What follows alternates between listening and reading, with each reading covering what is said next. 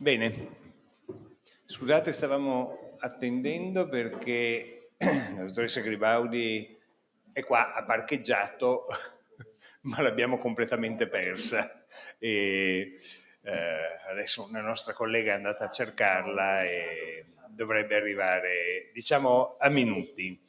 Intanto io saluto Italo Candoni, che invito ad accomodarsi, saluto tutti i presenti e i numerosi che ci seguono. Eccola!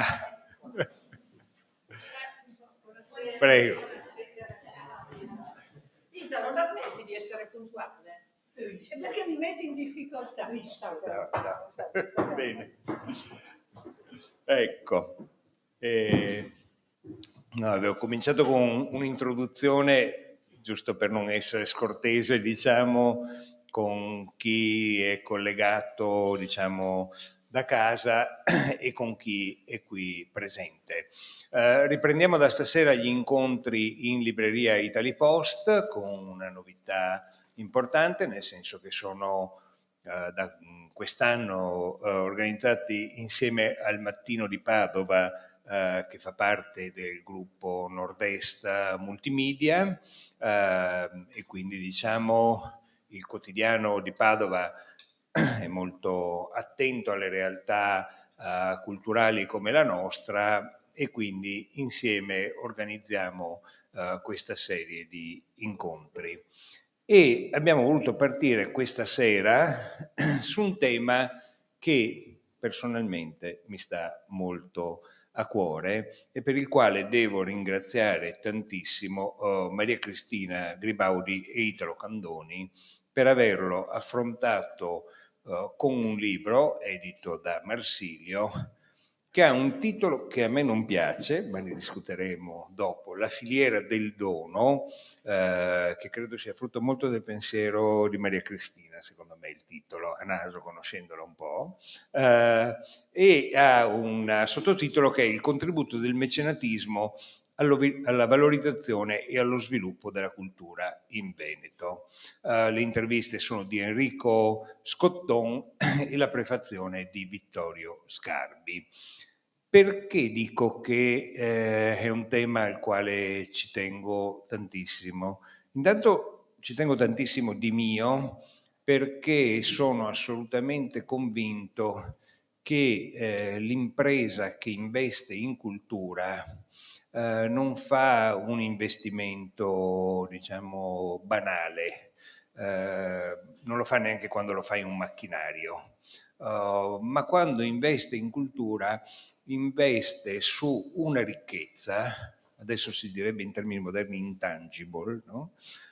Che in realtà produce ricchezza sia per il territorio a cui dona, sia per la stessa impresa che cresce dalle radici di quel territorio. Più un territorio è culturalmente ricco, più le imprese crescono meglio. Addirittura molti anni fa, quando tentammo di lanciare un progetto che si chiamava Venezia come il Nord-Est, capitale europea della cultura, organizzammo un festival città impresa il cui titolo è La cultura ci fa ricchi. Proprio per, ecco, questo per spiegare affettivamente perché ci tengo a questo libro. Però abbiamo qui gli autori e voi non siete certo venuti ad ascoltare me quanto ai nostri due autori, che sono due personaggi molto diversi, insomma, perché Italo è una persona posata, studiosa. No, vabbè, questo non posso dirlo perché riguarda anche me. Maria Cristina è una specie di tornado, cioè una cosa che ti travolge, parte e tu ti trovi scaraventato a chilometri di distanza in un mondo molto più bello di quello che hai come dire, lasciato nel momento in cui l'hai incrociata per strada. Insomma, io la conosco da molti anni ed è stata veramente una protagonista e una trascinatrice della vita imprenditoriale e culturale di questo territorio. Adesso ricopre anche incarichi, diciamo, istituzionali importanti, e vorrei partire da lei, se Italo me lo consente, per partiamo, diciamo, dal senso del libro, dal perché e da questa straordinaria ricchezza che a me ha stupito, oh, che ha una regione come il Veneto sul lato del mecenatismo culturale, molto di più di quello che si possa immaginare. Allora, grazie intanto dell'invito. E niente, questo libro nasce perché io sono presidente della Fondazione Musei Civici di Venezia, però sono anche in Confindustria Veneto da 2 o 3 anni, nell'advisory board con inclusione sociale e la delega alla cultura. E quindi ho conosciuto Italo. E da lì è nata questo bellissimo rapporto di grande stima e amicizia reciproca, per cui condividiamo delle affinità elettive. Come diceva prima Filiberto, noi ci conosciamo da tanti anni e io ho sempre avuto una grande attrazione per il mondo culturale all'interno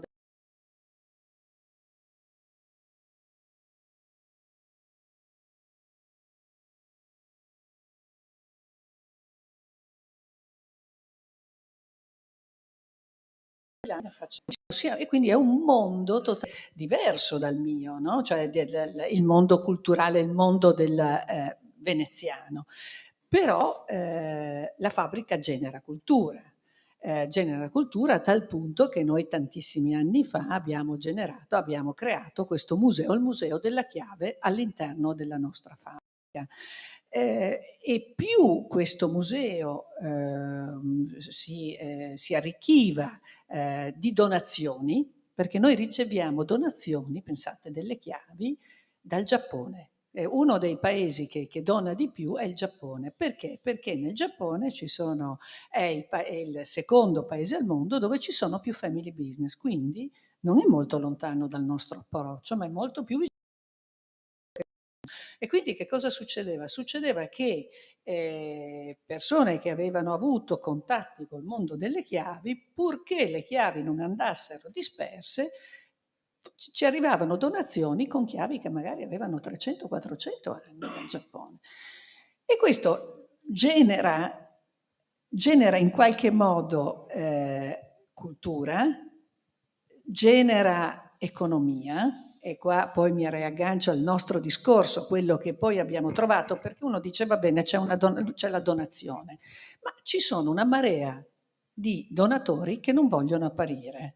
Non vogliono apparire perché, per esempio, nello stesso mio museo noi abbiamo avuto donazioni, l'ultima di una domidonna veneziana che in punto di morte ha chiamato la mia direttrice museale e ha detto: queste chiavi datele a Gribaudi che vadano nel Museo della Chiave, perché voglio che ci sia questa continuità non tanto legata a un museo veneziano, ma al museo all'interno della fabbrica, no? Per proprio far capire da dove quell'oggetto era venuto.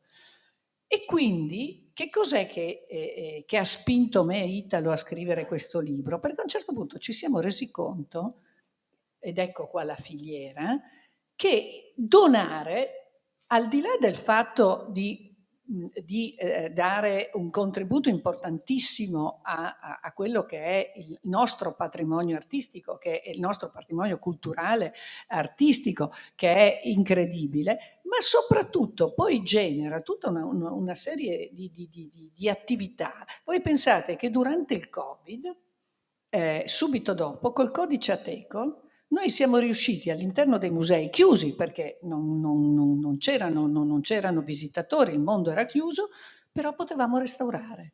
Quindi è diventato una fase per noi estremamente importante, perché per noi è complicatissimo restaurare quando ci sono i visitatori. Quindi quello è diventato un momento estremamente importante per poter creare, appunto, dare questa possibilità ai nostri musei. Ci sono tantissimi, e qua è nata proprio la ricerca con Italo, di andare a cercare quegli artigianali, artigiani, professionisti, curatori, che mettono in moto un'economia che va dalla ricerca del pennello piuttosto che del colore da utilizzare su quel determinato quadro. Tutto questo, se viene spiegato al mecenate, al donatore, diventa parte integrante di quell'opera, diventa una persona che assolutamente vuole identificarsi sempre di più con la storia, vedere, no, un quadro, un oggetto, no, che parte da un deposito e ne nasce una storia. Diamo la parola anche a Italo. Sì, poi diamo la parola anche a No, Italo. poi No, Italo però si arrabbia con no, me, no, io no, voglio no, bene no. a No, Italo e no, ma dobbiamo continuare a lavorare insieme. volevo porti due problemi. Intanto diciamo che bisogna distinguere tra il donatore privato, quindi l'azienda privata, e le istituzioni pubbliche, no? Nel senso che le istituzioni pubbliche già di per sé hanno un po' questo compito. Vorrei concentrarmi sulla parte della donazione privata. E all'interno di questa due tipologie, quella che tu chiami dono e che io invece tenderei a chiamare restituzione, nel senso che l'imprenditore che ha avuto successo. La prima parola che ho scritto dei miei appunti. Ah, ecco, vabbè, allora mi ha già fregato.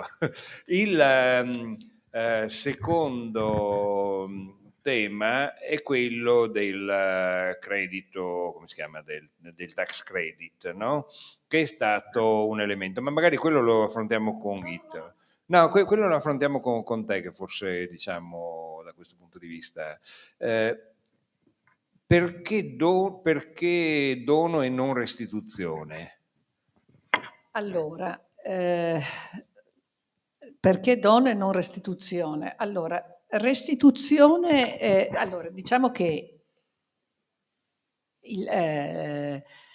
io dono del denaro, dono il mio tempo, e poi questa fa parte della restituzione. Cioè, faccio un passaggio perché è un tema estremamente importante, questo della diversificazione tra dono e restituzione. Mio padre era un sopravvissuto a un campo di concentramento e io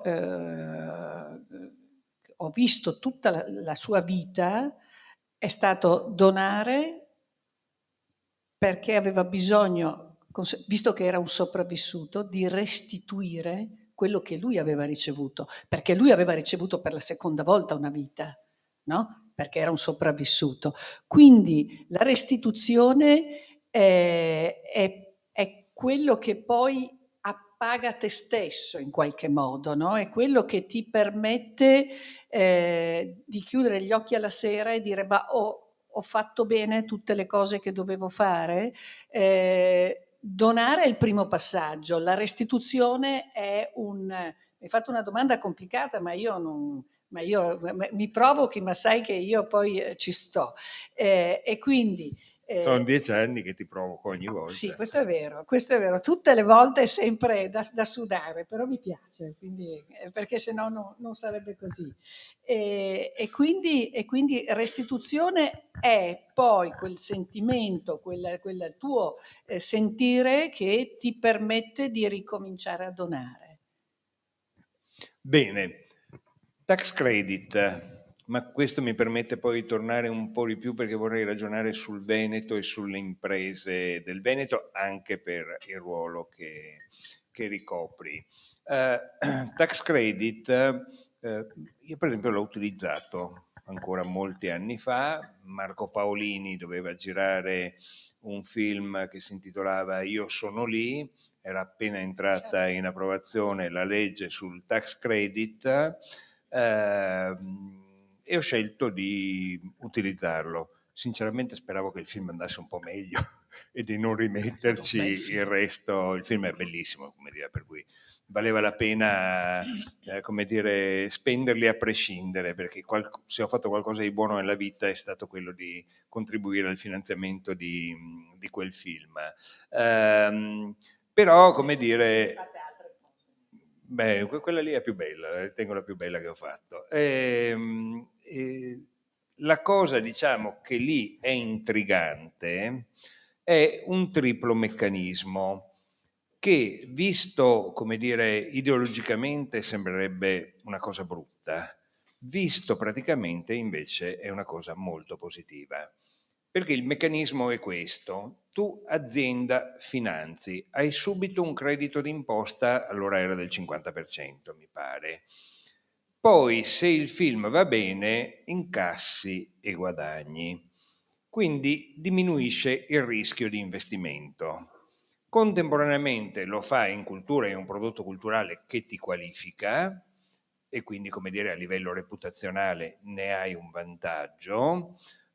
Contribuisce anche a determinare una logica di mercato per cui non è più lo Stato che decide che cosa va salvato e che cosa no, ma c'è una sorta di democrazia dal basso, perché l'impresa che sceglie di investire, e però questo alimenta un circuito culturale. Io dico che è un meccanismo interessante perché diventa un vantaggio per tutti i soggetti. Cioè io faccio il mio vantaggio, ma per fare il tuo, il suo, quello della signora, quello della comunità. E l'ho trovato un sistema interessante.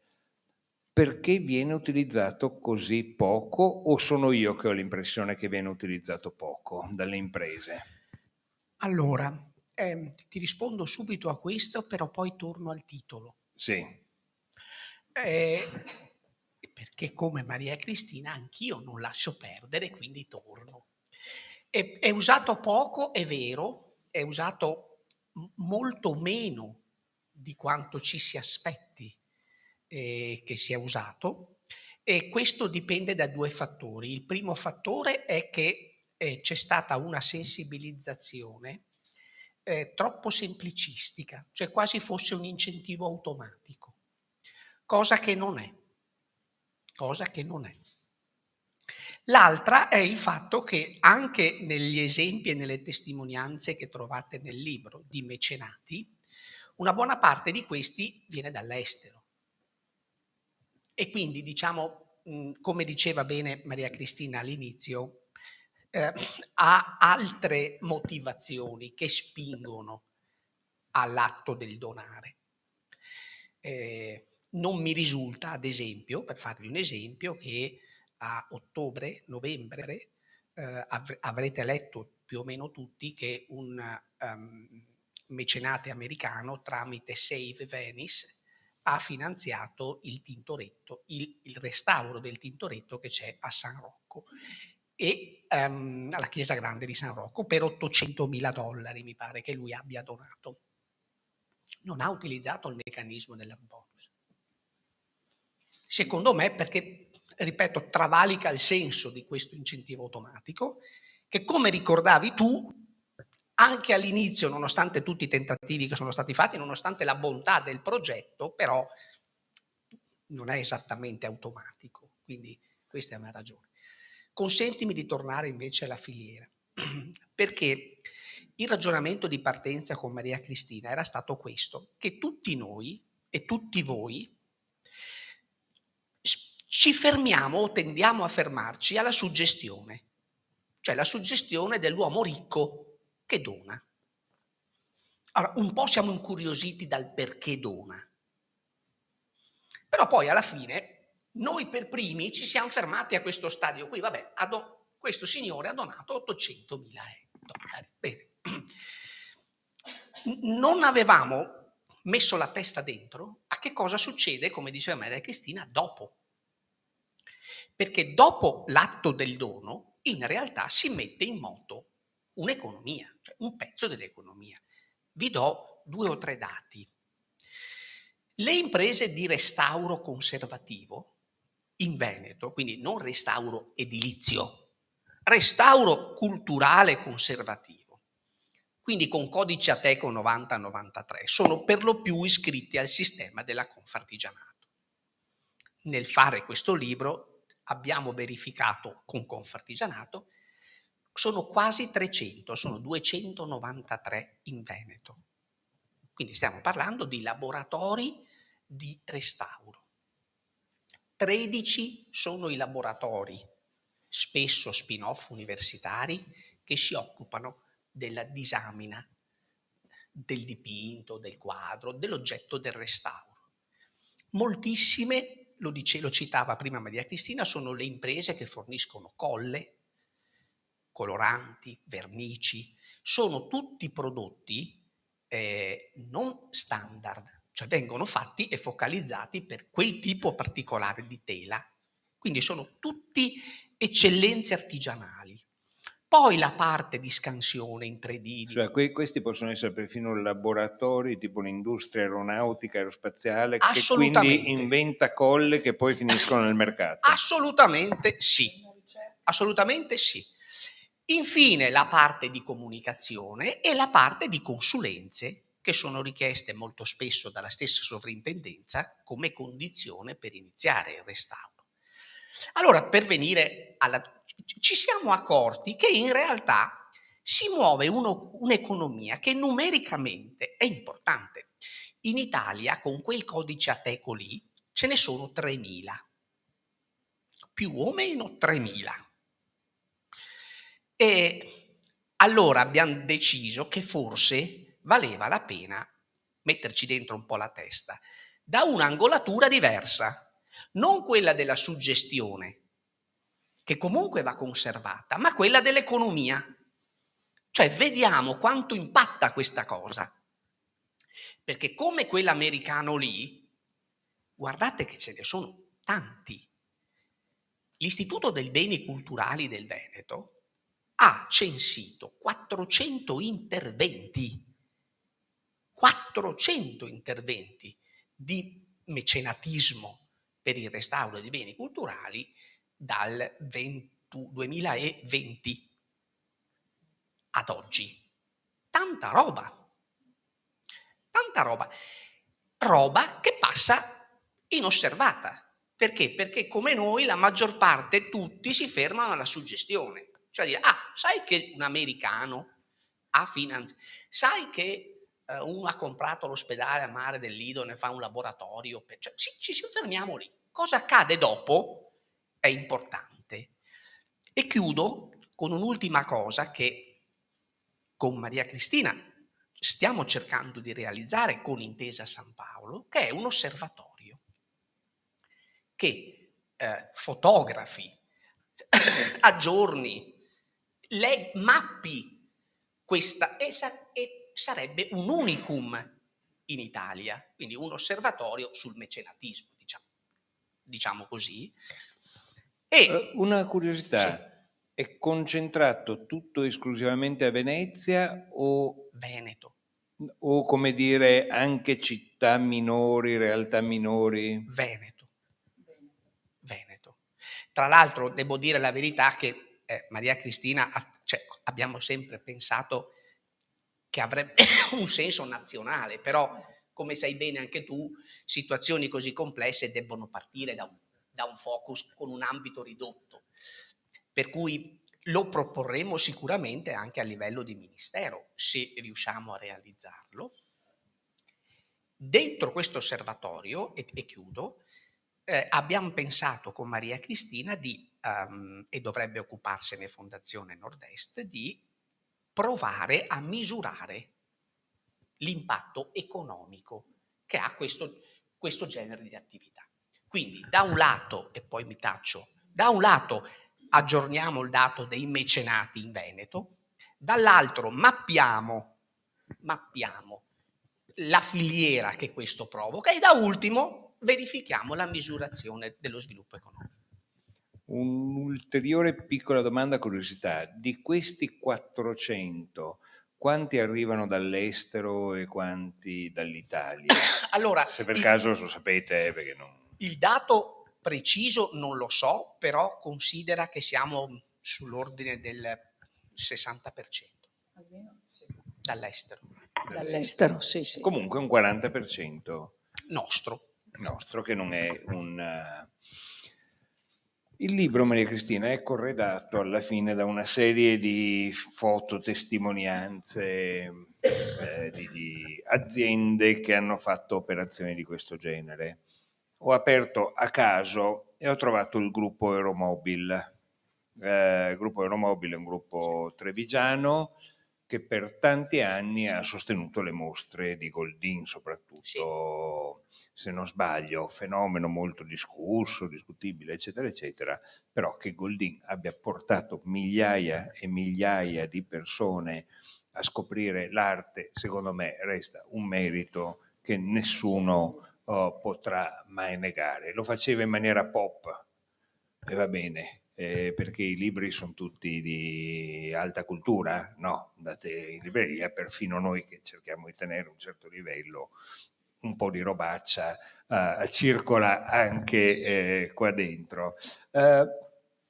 Perché aziende come, cito Euromobil, ma perché ho aperto qui, qua ce ne sono tante altre, scelgono di donare per la cultura e per la vita culturale? Beh, io credo che sia un fatto proprio educativo e culturale delle persone che donano. Cioè, al di là del fatto, come diceva giustamente Italo prima, che ci sia un ritorno fiscale, un ritorno d'immagine, in realtà poi andiamo oltre. Per esempio in America il mecenatismo, noi quando abbiamo fatto per esempio la mostra, abbiamo esportato in America la mostra del Tintoretto come Fondazione Musei Civici di Venezia, la sera prima dell'inaugurazione c'è stata una bellissima cena con tutti i loro mecenati e i mecenati di quel museo, di quell'area, sono persone che sono amiche tra di loro, si frequentano, fanno delle attività insieme. Il museo è parte integrante della loro vita. Io ho partecipato e capivi che queste persone si muovevano all'interno di museo come se fosse casa loro. Ecco, io credo che uno dei passaggi fondamentali di chi fa il mio mestiere e quindi presidente della Fondazione Musei Civici, proprio ragionando con Confindustria, perché frequentando anche il mondo di Confindustria, è proprio quello di educare, perché come dicevi tu prima, sì, ma in realtà poi non viene usato come potrebbe essere usato, perché sono convinti che sia un altro mondo, che sia complicato. Quello che noi dobbiamo fare come addetti alla cultura che ricevono del denaro è che quando lo ricevono bisogna essere rapidi nelle esecuzioni, perché non ci puoi mettere 10 anni, perché l'imprenditore non ha tempo. L'imprenditore arriva, ma io sono un'imprenditrice, quindi ragiono così, l'imprenditore arriva, mette lì i soldi, dice, boh, fammi vedere, e quindi devi essere rapida. Noi quando, lo cito anche nel libro, quando c'è stata l'Acqua Alta Venezia, e qua è proprio, sono tutti questi micro, perché poi c'è Sei Venice, ci sono associazioni importanti che fanno girare milioni di euro, come i comitati francesi, Venice Foundation, quindi ci sono tante associazioni, ma quando c'è stata l'Acqua Alta Venezia abbiamo avuto dei micro supporti da parte di piccoli imprenditori del nostro territorio che la notte che c'è stata l'acqua alta mi chiamavano al telefono dicendo cosa posso fare per Venezia.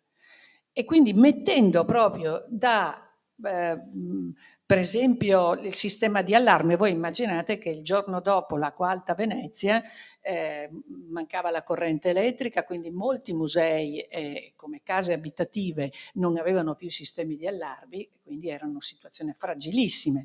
Andavamo a richiedere guardie giurate che venissero da Bari, da Lecce, perché non ce n'era, non era possibile proteggere né i musei né le case né più niente, perché Venezia era molto in difficoltà.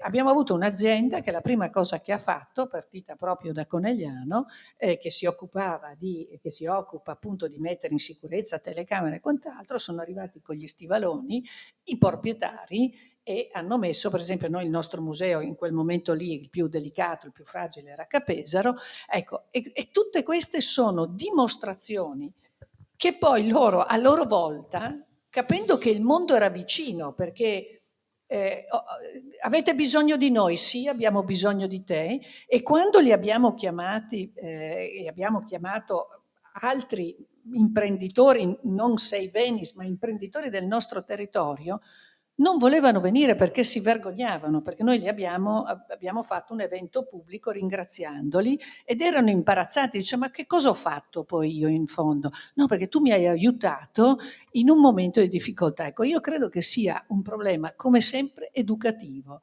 Far capire che il mondo culturale è molto più vicino al mondo imprenditoriale, alla fabbrica e quindi agli operai, che quello che noi possiamo immaginare. Sì, questo infatti è uno dei temi che volevo porre a Candoni, nel senso che eh, tutto sommato a nord-est c'è un po' di cambio di pelle da parte dell'imprenditoria, diciamo, no? Siamo passati da un'imprenditoria che è stata assolutamente straordinaria perché è quella che ha costruito la ricchezza del Veneto, però oggettivamente un po' rozza nei modi, nello stile, no? Cioè i metalmezzadri e così via. Adesso cominciamo ad avere un'imprenditoria di seconda generazione, perché anche qua è un tema di generazione, che magari è stata all'università, ha frequentato. In questo cambio che c'è, noti anche una capacità di superare questa ritrosia di cui parlava Maria Cristina, sul non immaginare che la cultura sia una cosa così lontana, ma diventi, come dire, una cosa della quale ci abbeveriamo tutti i giorni per fare magari un divano con questo stile, che nasce con questo stile e gira il mondo con questo stile, perché siamo stati magari abituati a vivere in mezzo a ville palladiane o alle bellezze di Venezia. O c'è ancora qualcosa da fare nel mondo imprenditoriale per fargli comprendere che non ci si deve affatto vergognare di avere un rapporto con la cultura, o addirittura, se si non ha qualcosa, di, come dire, di non nascondersi come spesso facciamo. Penso che sia più vera la seconda che dici, nel senso che c'è un valore, come diceva Maria Cristina, anche comunicativo in questa restituzione. Tieni il microfono più vicino. Sennò... E quindi c'è la necessità, come dicevi anche tu, che su questo ci sia un upgrade. Però ti dico anche che alcune situazioni stanno aiutando questo upgrade, che non sono solo di tipo generazionale, quindi le nuove generazioni, ma ad esempio si riferiscono al bilancio sociale, alla responsabilità sociale delle imprese. Allora, più o meno tutte le imprese hanno in qualche modo la necessità, per avere delle certificazioni anche conseguenti, di esporre il loro bilancio sociale, non il loro bilancio economico, il loro bilancio sociale. Nell'esporre questo bilancio sociale, queste restituzioni, come le hai chiamate tu, hanno molta importanza. E hanno molta importanza proprio perché non prevedono un ritorno immediato, spesso non prevedono alcun ritorno, come ci diceva adesso Maria Cristina. L'altro passaggio che aiuta è quello della sostenibilità. Perché? Perché aiutare la valorizzazione del patrimonio che noi abbiamo rientra in un concetto di sostenibilità. Quindi sicuramente sì, ci sono anche degli strumenti, ci sono le nuove generazioni, Però resta un po' questa ritrosia di fondo nel fare pubblicità a una cosa che invece è quasi nella sfera dell'intimo, cioè faccio ma non, insomma, se non se ne parla forse è anche meglio. Però ripeto, sta nascendo un nuovo tipo di comunicazione che serve anche per altre finalità. Però tenete conto, non l'ha ancora detto, non so se lo dirà, ma una delle cose che ascolto sempre di ciò che dice Maria Cristina con interesse è il fatto che quasi tutti i musei hanno una serie di opere non visibili. È un patrimonio immenso. Allora, avere la possibilità di avere un nucleo di mecenati disponibili a far riemergere dalla polvere una serie di opere, come dicevi tu all'inizio, è un bene per la società. Ecco la necessità che con un osservatorio si mappino questi fenomeni, si dica ma quanto in realtà poi rimane a livello di sviluppo economico, quant'è l'impatto reale di questo.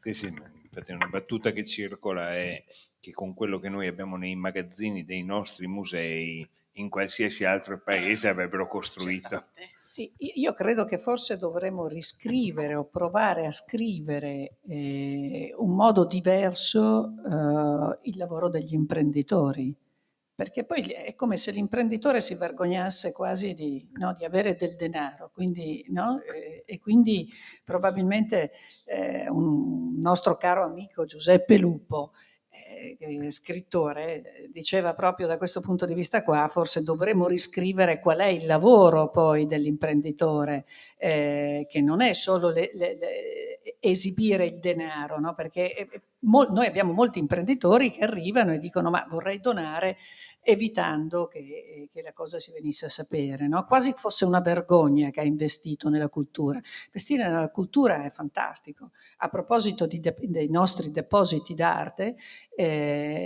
noi abbiamo a Venezia il direttore del Correr, Andrea Bellieni, che io dico che è un topo da deposito proprio, da deposito, perché lui annusa, gira, no? Proprio è un lavoro che gli piace. Guardate che nel mondo pubblico ci sono delle persone grandiose. Io veramente vorrei sfatare tutti i luoghi comuni, perché ci sono persone che hanno tanta voglia di lavorare anche nei posti pubblici come nelle attività private, e devo dire che appunto abbiamo grandi eccellenze. Insomma, Andrea è riuscito, andando a controllare, a monitorare i depositi al Correr, lui ha individuato un quadro e adesso noi diciamo che al 98% siamo certi che dovrebbe essere un Mantegna, e quindi è una scoperta estremamente importante. Ci abbiamo lavorato in pieno Covid e quindi avevamo la restauratrice, che sono persone incredibili che arrivano nei musei e per 2 anni tu butti via le chiavi. Cioè è una cosa che vivono dentro il museo, no? Quindi ed è proprio quello che si diceva prima, quella famosa filiera, perché pensate che per individuare se questo appartenesse alla scuola mantegagnesca o appunto diciamo che al 98% lo diamo per un Mantegna, abbiamo per esempio disturbato esperti, curatori, conservatori dall'altra parte del mondo, quindi c'è una filiera. E che cos'altro abbiamo nei nostri depositi? Perché voi immaginate che l'Italia intera, tutto quello che voi vedete esposto, immaginate lo stesso che è nei nostri depositi. E quindi pensate se noi riuscissimo proprio a fare delle visite guidate degli imprenditori che li portino a individuare delle cose che potrebbero essere effettivamente fatte per il bene proprio del nostro paese. C'è qualche domanda? Allora, intanto gliene faccio un'altra io, anche perché stiamo andando nello scadere del tempo, ma se ne avete poi c'è spazio. Che ruolo hanno grandi gruppi come Generali, Banca Intesa, che pure qui vengono citati, e perché lo fanno? Allora, questa è una domanda molto complessa, cioè nel senso che abbiamo scoperto che anche qui non c'è un'omogeneità. Hai citato Intesa San Paolo, che ci ha accompagnato anche in questo lavoro. Intesa San Paolo ha una unit cultura composta da 60 persone e una parte dei quadri che loro acquistano, è inutile girarci attorno, sono quadri che acquistano per la loro capitalizzazione. Sì, per investimento, no? Certo, certo, certo. E lo fanno anche nei confronti dello Stato. Per cui, nel caso che diceva Maria Cristina, se viene confermato che quell'opera è un Mantegna, questi si muovono per dire lo restauriamo noi, lo acquistiamo noi e poi lo lasciamo lì anche al museo in sé perché sia visto, ma lo acquistiamo noi. Altra cosa è quello che fanno alcune fondazioni come Save Venice Foundation, Human Safety di Generali, e che invece sono in in una zona grigia rispetto a questo, cioè hanno una parte di restituzione, ma non in denaro, in immagine, e una parte di donazione, cioè rientra nel loro oggetto sociale il fatto di contribuire alla valorizzazione del patrimonio. Quindi intercettano il mecenate, lo assistono nella parte, diciamo così, burocratica dopodiché, assieme al mecenate, valorizzano la comunicazione di quello che hanno fatto. Poi c'è una terza e ultima natura, che è quella della donazione, che però corrisponde molto spesso al singolo. Quindi il singolo, al di fuori delle fondazioni, decide di finanziare. E guardate che, e anche questo è curioso, molto spesso il singolo lo fa perché, al di là di quanto abbiamo detto e di quanto ha detto Maria Cristina sulla restituzione, ma lo fa perché è innamorato di quell'opera, cioè si innamora di quell'opera lì. Cioè accade di innamorarsi di un'opera. E si innamora di quell'opera e lo fa, punto. Tu dici è strano, è incredibile, e andiamo tutti nella suggestione, andiamo tutti a ricercare il motivo vero per cui lo fa, ma non c'è un motivo vero, cioè sei innamorato di sta roba e gli piace e la finanzia. Ma io penso, scusi, che sia un modo anche un po' per consacrare se stessi all'eternità. Sì, ma come no? Se gentilmente usate il microfono, che così anche chi ci segue da fuori... Assolutamente. Tu alla fin fine sei facente parte di quest'opera, Sì. consentendo ad altri di metterci Certo. le mani, grazie a te che... Sì, assolutamente. Quindi è un nobile, insomma, intento sicuramente. Sì, nel senso che, come dice lei, nulla toglie, nulla detrae al fatto che lui abbia donato.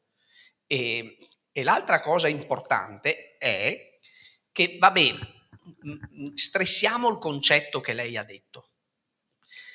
Chi prende il quadro del Mantegna trovato al Correr, lo fa restaurare a sue spese e lo mette lì al museo e lo dona al museo, chiedendo che ovunque sia scritto che è stato donato e restaurato da... In tutto questo, l'atto di ambizione o presunzione pesa comunque meno del valore aggiunto che lui ha dato alla comunità, perché tutti possiamo vedere una cosa che non avremmo mai visto senza l'apporto di sto signore. Sì, ma non va visto in maniera negativa questo. Cioè, No, l'ho capito, siccome la penso come lei... Magari tutti certo, avessero questa spinta, diciamo. Certo. Però ecco, ho notato questa cosa curiosa, che molto spesso agiscono, come dire, perché gli piace, cioè agiscono senza una, come dire, necessaria motivazione. Mentre alcun altri hanno una motivazione e alcun altri ancora lo fanno proprio per investimento. No, no, in tutti e tre i casi va bene, ma per rispondere a Filiberto giustamente diceva attenzione che ci sono queste tre nature diverse di un atto che comunque va bene, comunque va bene. Dopodiché a me personalmente come suggestione il terzo è quello che mi lascia di più, perché è un po' un ragionamento di cuore che faceva Maria Cristina con l'esempio dell'acqua alta, cioè e qui, ecco, una cosa velocissima che vi devo dire e che ci ha impressionato è che nella ricerca svolta da Confindustria Veneto sulla mappatura di questi mecenati, una delle cose che è risultata è che la dimensione delle imprese che per 3 anni, cioè negli ultimi 3 anni, avevano partecipato a atti e iniziative mecenatiche era piccola e media. Non era grande. Cioè nell'immaginario uno dice, vabbè, Rana, non so, cioè Luxottica, cioè, no. Sono aziende i cui anche nomi spesso non si conoscono, eppure finanziano la statua X, la chiesa Y, il quadro. È una cosa bella. Mi raccontava una sindaca di un piccolo comune che le aziende artigiane del suo comune, ognuno 500 euro a testa, hanno rifatto tutte le poltrone del nuovo teatro comunale della cosa. E se mi permettete di aggiungere una battuta, poi lascio la parola a te e poi dobbiamo chiudere. Al Teatro Olimpico di Vicenza, non so se avete mai notato, ci sono tutta una serie di statue Sì, che certo. contornano. Quelli sono gli sponsor, cioè quelli che hanno messo i soldi per realizzare il Teatro Olimpico di Vicenza e che, siccome non si usavano i manifesti pubblicitari, mettevano le statue. Per fortuna che c'erano, se no oggi non avremmo il Teatro Olimpico di Vicenza. Maria Cristina, chiudi tu. Sì, abbiamo al Museo Correr abbiamo restaurato con i comitati francesi 27 stanze, una di queste è il mecenate, abbiamo la targa, l'ha dedicata al suo nipote di 4 anni. E quindi a proposito, come dicevi tu prima, l'eternità, cioè no, il passaggio, lascio. Abbiamo ricevuto una donazione importantissima da parte della vedova di Armando Testa, credo che ve lo ricordate tutti, le pubblicità Lavazza, no? Ecco, la vedova Testa ha donato pubblico e sui nostri bilanci al Museo di Capesaro 17 milioni di opere d'arte. C'era una domanda velocissima, abbiamo 3 minuti ancora. Ecco, un attimo solo. Io penso che la cultura sia qualcosa di molto fragile, specialmente adesso che abbiamo un'inondazione di contenuti gigantesca che anche solo nel secolo scorso è incomparabile. A questo punto il problema non è tanto la cosa meravigliosa che l'impresa scopre la cultura, quanto sono l'impresa e l'economia è legata umanamente alla cultura, ma la cultura, le istituzioni culturali che adesso vogliono fare impresa. Quindi tutti i musei che si sentono molto meno portati alla conservazione, ma allo sfruttamento di quello che possono avere in termini appunto economici, per cui tante cose vengono buttate anche via perché non è più ciò di cui si interessa ora. Ecco, quindi ad esempio anche il fatto dei donatori, adesso c'è una generazione sicuramente di donatori anche per ragioni di età che hanno alle spalle una cultura maturata in un Novecento in cui a scuola si parlava in un certo modo e che pensano e proiettano questa loro cultura. Adesso andiamo verso situazioni molto più istantanee e non è assolutamente detto che esisteranno più dei musei come si intendevano una volta se non si agisce sul concetto di museo come una preziosità che una volta perduta non c'è più. Allora, lei ha sollevato un tema che apre un intero dibattito, siamo costretti a chiudere, però io ne approfitto di questa domanda che è molto interessante, anche se io e lei probabilmente abbiamo opinioni completamente opposte su questo tema. Sarebbe bello avere Christian Greco magari insieme qui a Maria Cristina Gribaudi, ma è un tema che magari poi con Valentina che ci ha aiutato a organizzare l'incontro recupereremo nei prossimi mesi un qualche libro che ci permetta di discutere di come privato e cultura possono interagire positivamente e non negativamente. Chiuderei qui, scusate sui tempi, grazie a loro, grazie a voi, naturalmente immagino che Maria Cristina si fermerà qualche minuto, Italo so che deve scappare per firmare qualche copia del libro, se volete. Mi fermo perché devo parlare un secondo. Ok, bene, grazie a tutti, si può Grazie a fare voi. anche domande in privato comunque.